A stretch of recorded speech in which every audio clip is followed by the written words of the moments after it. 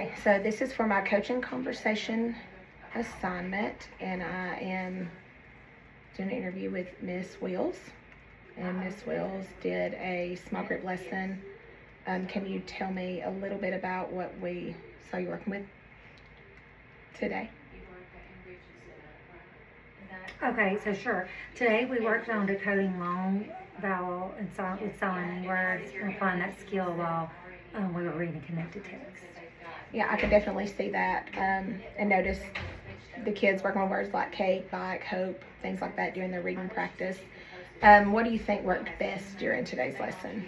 I think the modeling and the tapping out the sounds probably helped the students understand how the silent E changes the vowel sound. They seemed really engaged during the partner reading. They were, I agree. You had very explicit modeling. I saw the I do, we do, and the gradual release in that, and noticed they used their sound spelling cards independently during their reading. Yeah, they've become a lot more confident with those supports. You can tell that they were used to using that from the classroom, even brought into summer camp. They used those. They were familiar that they had been used before.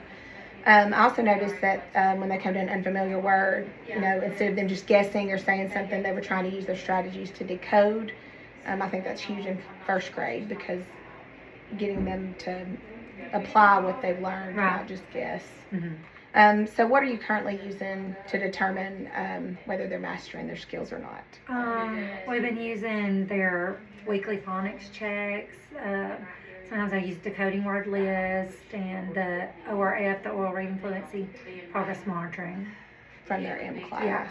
Yeah. Are you noticing any trends?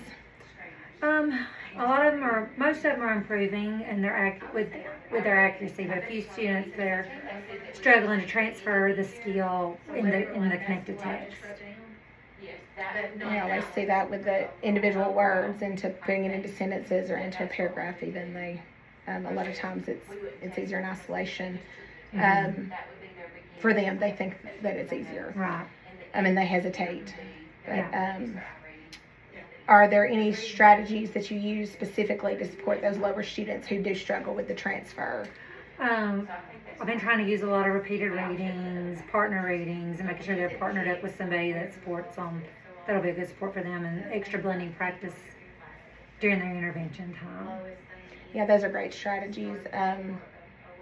Any of those, the partner reading, the phrase reading, to help build fluency, repeated readings especially to help build their fluency. And I think your partnering matters a lot, who you partner them with, and making sure that that's a strategic partnership as well. Are you differentiating for different students? How are you doing that if they're below benchmark or for students who may need additional support? Sometimes I pull a small group during centers and I provide more guided practice with picture supports and a lot of repeated exposure to the words. Right. I think that's very beneficial, especially for first graders and our bilingual learners. I noticed that you gave immediate corrective feedback, making sure that making students feel comfortable where they don't feel like they're doing something wrong, helping them keep their confidence.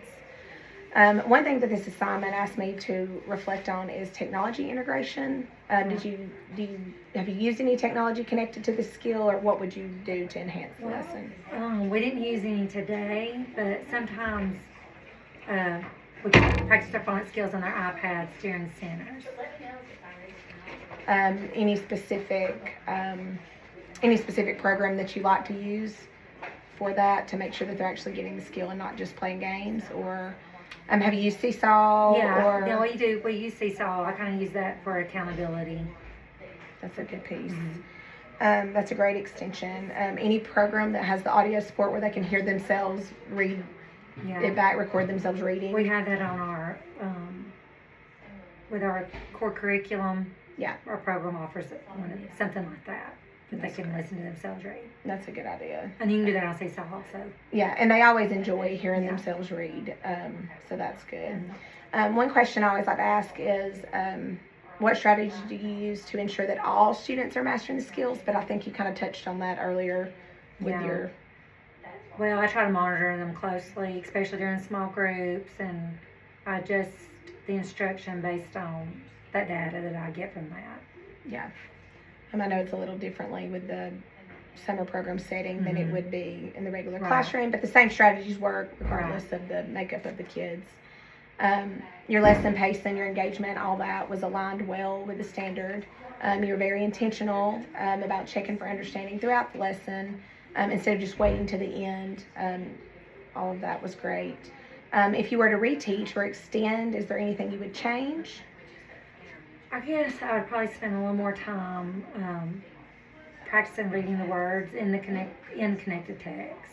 Not just in isolation. We spend a lot of time Yeah. sometimes on just the skill. I think that's great. They seemed confident during the work. I think it just continuing to bridge that into their reading will help strengthen their fluency. Yeah, I do too. Overall, it was a strong lesson. Like I said, it being summer program, some of that's a little different than when we do our regular small group, and we're still learning kids, and they're not kids that you've had in a classroom all year.